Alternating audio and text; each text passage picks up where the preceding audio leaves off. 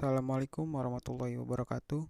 Nama saya Muhammad Fadil Hakim, NPM 1957051014. Di sini saya akan menjelaskan tentang sistem bus.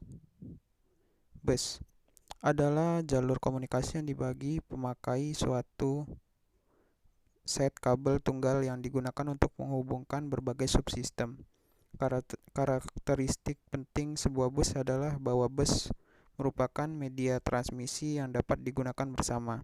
Sistem komputer terdiri dari sejumlah bus yang berlainan yang menyediakan jalan antara dua buah komponen pada bermacam-macam tingkatan hierarki sistem komputer.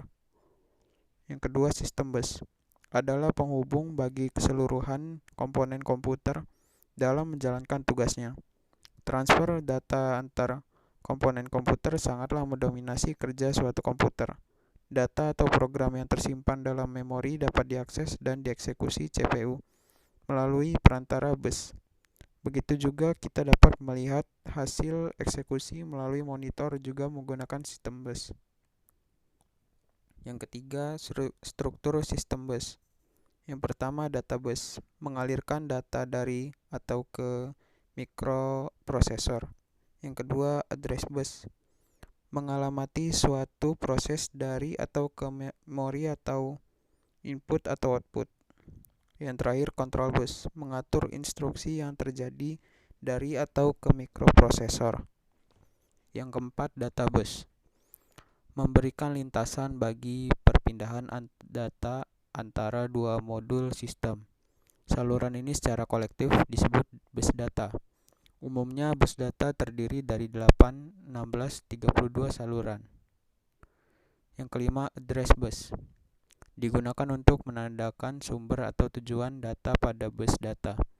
Misalnya, bila CPU akan membaca sebuah word data dari memori, maka CPU akan menaruh alamat word yang dimaksud pada saluran alamat.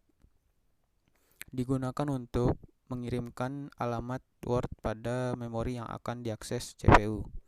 Digunakan untuk saluran alamat perangkat modul komputer saat CPU mengakses suatu modul.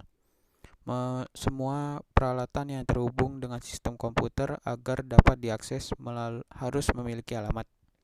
Contoh, mengakses port input atau output, maka port input-output harus memiliki alamat hardware-nya.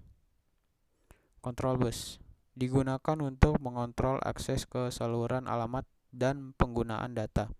Karena data dan saluran alamat dipakai bersama oleh seluruh komponen, maka harus ada alat untuk mengontrol penggunaannya.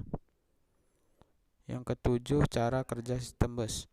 Pada sistem komputer yang lebih maju, arsitektur komputernya akan lebih kompleks. Sehingga untuk meningkatkan performa digunakan beberapa buah bus. Tiap bus merupakan jalur data antara beberapa device yang berbeda. Dengan cara ini, RAM, prosesor, GPU, VGA atau AGP dihubungkan dengan bus utama berkecepatan tinggi yang dikenal dengan nama FSB, Front Side Bus.